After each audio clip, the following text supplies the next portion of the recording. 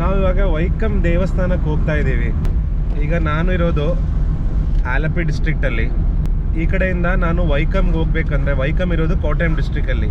ಇದೆರಡು ಮಧ್ಯೆ ವೇಂಬನಾಡು ಲೇಕ್ ಇದೆ, ಬ್ಯಾಕ್ ವಾಟರ್ಸ್ ಇದೆ. ಸೊ ಅದು ದಾಟಬೇಕಂದ್ರೆ ನಾವು ಬೋಟಲ್ಲೇ ಹೋಗಬೇಕು. ರೋಡಲ್ಲೇ ಹೋಗ್ಬೇಕಂದ್ರೆ ತುಂಬ ದೂರ ಬಳಸ್ಕೊಂಡು ಹೋಗಬೇಕಾಗತ್ತೆ. ಸೊ ಇಲ್ಲಿ ಎಲ್ಲರೂ ವೈಕಮ್ಗೆ ಹೋಗೋದು ಬೋಟಲ್ಲಾದರೆ ನಾವು ಲೇಕ್ ಒಂದು 3 ಕಿಲೋಮೀಟರ್ ಲೇಕ್ ದಾಟಬೇಕು, ಬ್ಯಾಕ್ ವಾಟರ್ಸ್ ದಾಟಬೇಕು.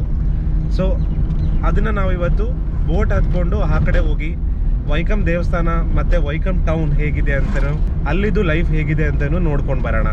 ಸ್ಟೋರಿ ಬೋರ್ಡ್ಗೆ ಎಲ್ಲರಿಗೂ ಸ್ವಾಗತ.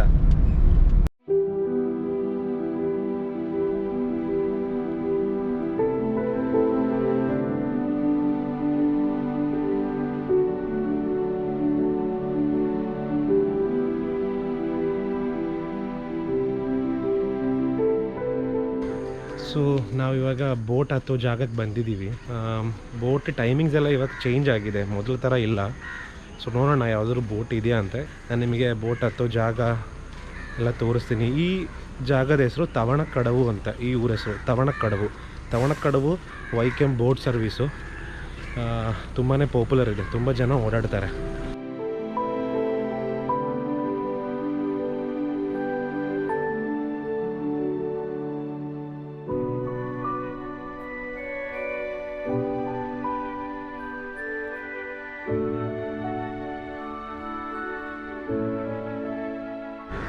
ನೀವು ಇಲ್ಲಿ ನೋಡ್ತಾ ಇದ್ರಲ್ಲ, ಇದಕ್ಕೆ ಜಂಕಾರ್ ಅಂತಾರೆ.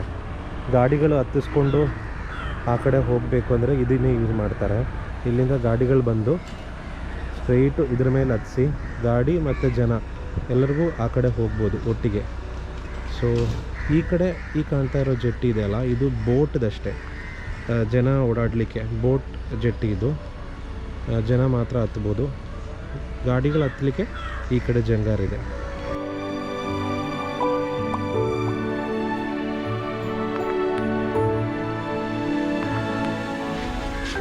ಸೊ ಇಲ್ಲಿ ಟಿಕೆಟ್ ಕೊಡೋಕ್ಕೆ ಸ್ಟಾರ್ಟ್ ಮಾಡಿದ್ದಾರೆ. ಸೊ ನಾವು ಟಿಕೆಟ್ ತೊಗೊಂಡು ಒಳಗಡೆ ಹೋಗೋಣ.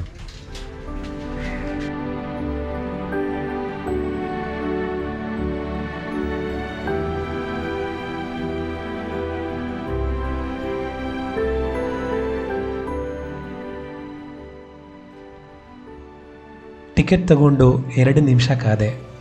ಬೋಟ್ ಬಂತು. ಆದಿತ್ಯ ಅಂತ ಬೋಟದ ಹೆಸರು.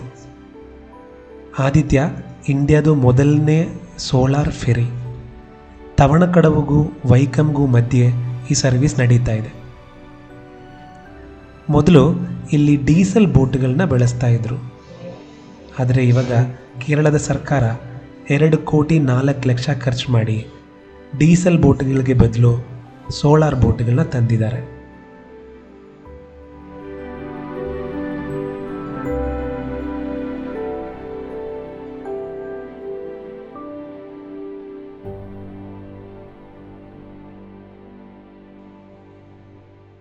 ಬೋಟ್ ಜೆಟ್ಟಿಯಿಂದ ನಿಧಾನಕ್ಕೆ ಹೊರಡ್ತಾ ಇದೆ. ತುಂಬ ಸೀಟುಗಳು ಖಾಲಿ ಇದೆ. ನಾರ್ಮಲ್ ಆಫೀಸ್ ಟೈಮಲ್ಲಿ ಒಂದು ಜಾಗನೂ ಖಾಲಿ ಇರೋದಿಲ್ಲ. ಆದರೆ ಇವಾಗ ಕೋವಿಡ್-19 ಸಿಚುವೇಶನ್ ಆಗಿರೋದ್ರಿಂದ ಬೋಟದು ಫುಲ್ ಸೀಟಿಂಗ್ ಕೆಪಾಸಿಟಿ ಇನ್ನೂ ತುಂಬಿಲ್ಲ. ಮ್ಯಾಕ್ಸಿಮಮ್ 75 ಜನವರೆಗೂ ಈ ಬೋಟಲ್ಲಿ ಹೋಗ್ಬೋದು.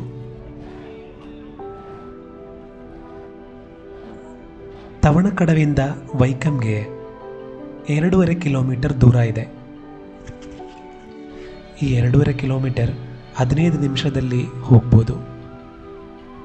ಹಳೆಯ ಡೀಸೆಲ್ ಬೋಟ್ನ ಕಂಪೇರ್ ಮಾಡಿದರೆ ಸೇಫ್ಟಿ ವಿಚಾರದಲ್ಲಿ ಕೂಡ ಸೋಲಾರ್ ಬೋಟ್ ತುಂಬ ಅಡ್ವಾನ್ಸ್ಡ್ ಆಗಿದೆ.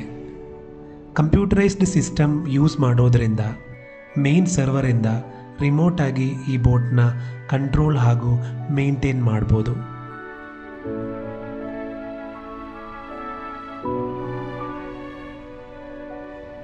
ಇದೇ ವೇಂಬನಾಡು ಸರೋವರ. ಭಾರತದ ಲಾಂಗೆಸ್ಟ್ ಹಾಗೂ ಕೇರಳದ ಲಾರ್ಜೆಸ್ಟ್ ಲೇಕ್ ಇದು.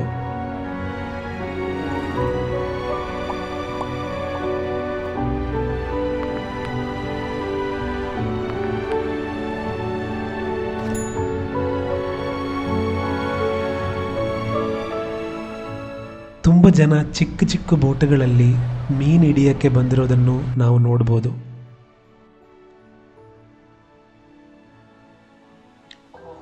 ಬೋಟ್ ವೈಕಮ್ ಜೆಟ್ಟಿಗೆ ರೀಚ್ ಆಗ್ತಾ ಇದೆ. ರಾಜರು ಕಾಲದಲ್ಲಿ ಮಾಡಿದ ಹಳೆಯ ಬೋಟ್ ಹೌಸ್ ನಾವು ಅಲ್ಲಿ ನೋಡಬಹುದು. 1925ರಲ್ಲಿ ಮಹಾತ್ಮ ಗಾಂಧಿಯವರು ವೈಕಮ್ ಸತ್ಯಾಗ್ರಹದಲ್ಲಿ ಭಾಗವಹಿಸಲು ಇದೇ ಬೋಟ್ ಜೆಟ್ಟಿಗೆ ಬಂದು ಇಳಿದಿದ್ದು ಇತಿಹಾಸ.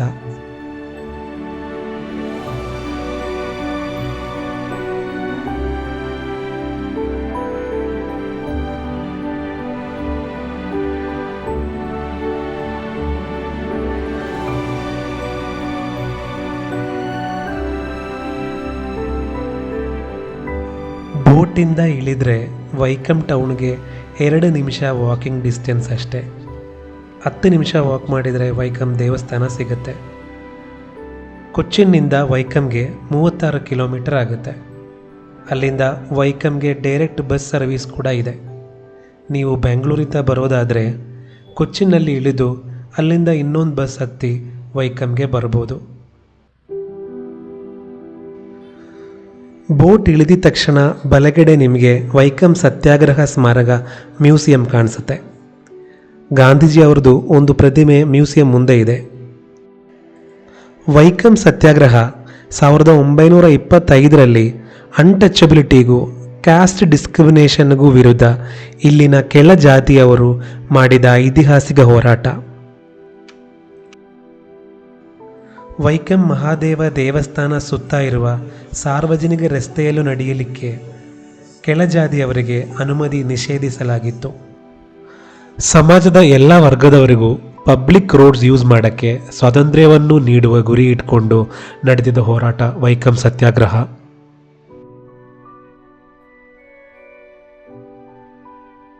ಟೆಂಪಲ್ ಈ ಗೇಟ್ ಏನಿದೆ ಅದು ಕ್ಲೋಸ್ ಆಗಿದೆ. ಇದ್ರದ್ದು ಆಪೋಸಿಟ್ ಇನ್ನೊಂದು ಗೇಟ್ ಇದೆ ಅಲ್ಲ, ಆ ಗೇಟ್ ಮಾತ್ರ ಇವಾಗ ಸದ್ಯಕ್ಕೆ ಓಪನ್ ಇರೋದು ಅಂತ ಹೇಳ್ತವ್ರೆ. ಸೊ ನಾವು ಲೆಫ್ಟು ರೈಟು ಯಾವ ರೋಡ್ ಬೇಕಾದ್ರೂ ತೊಗೋಬೋದು. ಲೆಫ್ಟ್ ರೈಟ್ ತೊಗೊಂಡು ಯಾವುದಾದ್ರು ಒಂದು ರೋಡಲ್ಲಿ ಲೆಫ್ಟ್ ತೊಗೊಳ್ತೀನಿ. ಸೊ ಇಲ್ಲಿಂದ ಆಪೋಸಿಟ್ ಗೇಟಿಗೆ ಹೋಗ್ಬಿಟ್ಟು ಅಲ್ಲಿ ಆಪೋಸಿಟ್ ಗೇಟಿಂದ ನಾವು ಒಳಗಡೆ ಹೋಗೋಣ. ನಾನೆಲ್ಲ ಅಂಗಡಿ ಹತ್ರ ಕೇಳಿದಾಗ ಒಂದೇ ಗೇಟ್ ಓಪನ್ ಇರೋದು ಅಂತ ಹೇಳಿದರು. ಸೊ ಇಲ್ಲಿಂದ ಸ್ವಲ್ಪ ದೂರ ನಡಿಬೇಕು. ಈ ಟೆಂಪಲ್ ಸುತ್ತ ಇರೋ ಈ ದಾರಿ ಬಗ್ಗೆನೇ ನಾನು ಹೇಳ್ತಾ ಇದ್ದಿದ್ದು. ಈ ದಾರಿಯೆಲ್ಲ ಆವಾಗ ಅಪ್ಪರ್ ಕ್ಯಾಸ್ಟಿಗೆ ಮಾತ್ರ ರಿಸರ್ವ್ ಮಾಡಿದರು, ಎಲ್ಲರೂ ಓಡಾಡೋಂಗೆ ಇರಲಿಲ್ಲ. ಸೊ ತುಂಬ ಜನ ಕಷ್ಟಪಟ್ಟು ಈ ಥರ ಸತ್ಯಾಗ್ರಹಗಳು ಇಲ್ಲ ಸ್ಟ್ರೈಕ್ಗಳೆಲ್ಲ ಮಾಡಿದ ಮೇಲೇ ಎಲ್ರಿಗೂ ಸಾರ್ವಜನಿಕರಿಗೆ ಎಲ್ಲ ರೋಡು ಯೂಸ್ ಮಾಡೋ ಥರ, ಅದು ಇಲ್ಲಿ ಅಂತ ಅಲ್ಲ ಎಲ್ಲ ಕಡೆನೂ ಯೂಸ್ ಮಾಡೋ ಥರ ಒಂದು ಪರಿಸ್ಥಿತಿ ಬಂದಿದ್ದು.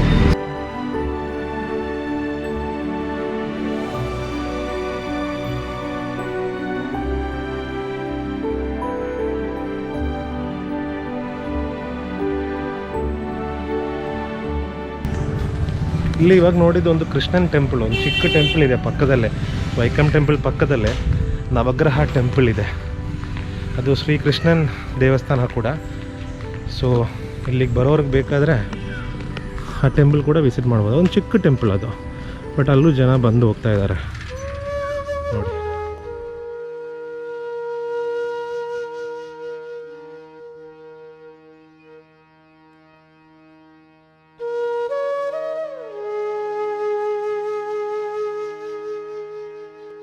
ದೇವಸ್ಥಾನದ ಹಿಂಭಾಗದಲ್ಲಿರೋ ಕುಳ ದೊಡ್ಡದಾಗಿದೆ. ಇಲ್ಲಿ ಸಾರ್ವಜನಿಕರು ಕೂಡ ಬಂದು ಸ್ನಾನ ಮಾಡಬಹುದು.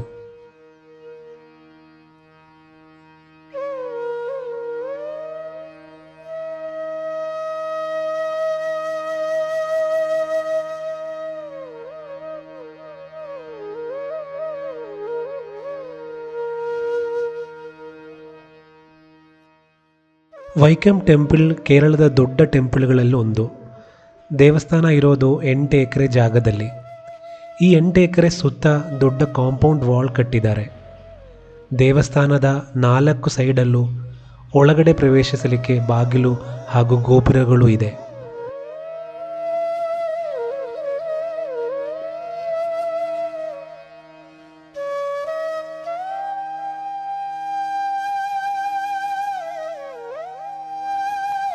ಮಹಾವಿಷ್ಣುವಿನ 6ನೇ ಅವತಾರ ಪರಶುರಾಮ ಕೇರಳದಲ್ಲಿ ಸ್ಥಾಪಿಸಿದ 108 ದೇವಸ್ಥಾನಗಳಲ್ಲಿ ಒಂದು ವೈಕಂ ದೇವಸ್ಥಾನ ಅಂತ ಭಕ್ತರು ನಂಬ್ತಾರೆ.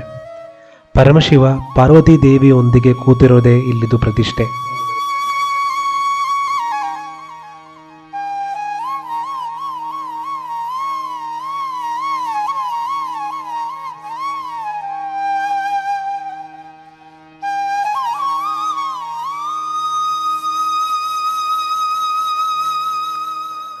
ವೈಕಂ ದೇವಸ್ಥಾನದ ಬಗ್ಗೆ ಹೇಳುವಾಗ ಕೋಟೆಯಂ ಡಿಸ್ಟ್ರಿಕ್ಟಲ್ಲೇ ಇರುವ ಇನ್ನೆರಡು ಶಿವನ ದೇವಸ್ಥಾನಗಳ ಬಗ್ಗೆನೂ ಹೇಳಲೇಬೇಕಾಗುತ್ತೆ. ಒಂದು ಏಟುಮಾನೂರು ಶಿವ ಟೆಂಪಲ್, ಇನ್ನೊಂದು ಕಡುತುರುತಿ ತಳಿಯಿಲ್ ಮಹಾದೇವ ಟೆಂಪಲ್. ವೈಕಂ ಟೆಂಪಲ್ ಜೊತೆಗೆ ಈ ಇನ್ನೆರಡು ಟೆಂಪಲ್ನು ಭಕ್ತರು ಅದೇ ಪ್ರಾಮುಖ್ಯತೆಯಲ್ಲಿ ನೋಡ್ತಾರೆ. ಅದರ ಹಿಂದೆ ಒಂದು ಸಣ್ಣ ನಂಬಿಕೆಯೂ ಇದೆ. ಈ 3 ದೇವಸ್ಥಾನಗಳಲ್ಲೂ ಒಬ್ಬರು ಒಂದೇ ದಿನ ಮಧ್ಯಾಹ್ನ ಪೂಜೆಗೆ ಮುಂಚೆ ದೇವ್ರ ದರ್ಶನ ತಗೊಂಡ್ರೆ ಅವ್ರದ್ದು ಕನಸುಗಳೆಲ್ಲ ನೆನಸಾಗುತ್ತೆ ಅಂತ ಭಕ್ತರು ನಂಬಿದ್ದಾರೆ.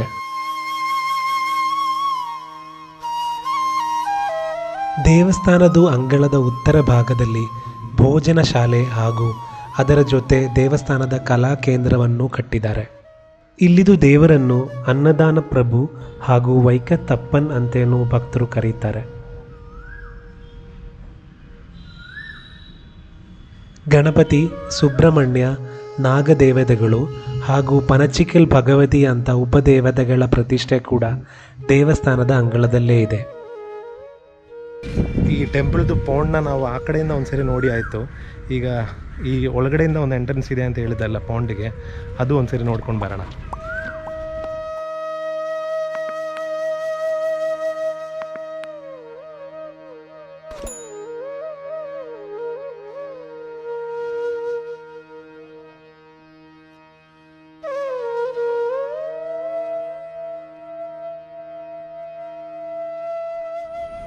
ನಾವು ಆವಾಗಲೇ ಆ ಕಡೆ ನಿಂತ್ಕೊಂಡು ನೋಡಿದ್ದು ಅದನ್ನು. ನಾವು ಆ ಕಡೆಯಿಂದ ಬಂದಿದ್ದು, ವಾಪಸ್ ಆ ಕಡೆಯಿಂದನೇ ಹೋಗಬೇಕು ನಾವು.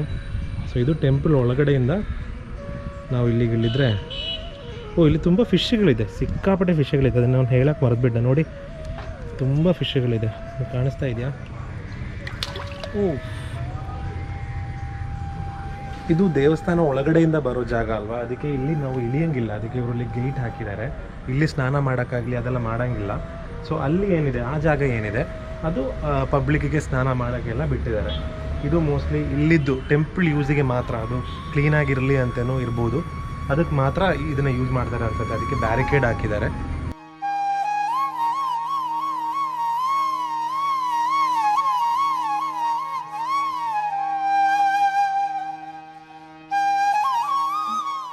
ದೇವಸ್ಥಾನದ ಮುಖ್ಯ ಹಬ್ಬ ಪ್ರತಿ ವರ್ಷ ನವಂಬರ್-ಡಿಸೆಂಬರಲ್ಲಿ ನಡೆಯುವ ವೈಕಂ ಅಷ್ಟಮಿ.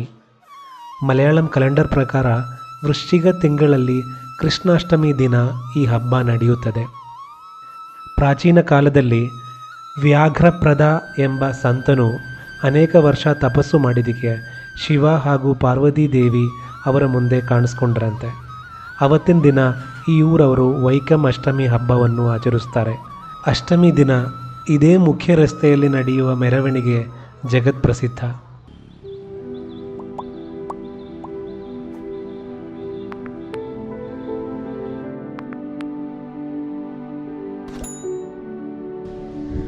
ದೇವಸ್ಥಾನ ನೋಡಿಕೊಂಡು ನಾನು ವಾಪಸ್ ಬೋಟ್ ಜೆಟ್ಟಿ ಹತ್ರ ಬಂದಿದ್ದೀನಿ. ವಾಪಸ್ ಮನೆಗೆ ಹೋಗೋಕ್ಕೆ ಇನ್ನೊಂದು ಬೋಟ್ ಬರೋವರೆಗೂ ನಾನಿಲ್ಲೇ ಕಾಯಬೇಕು.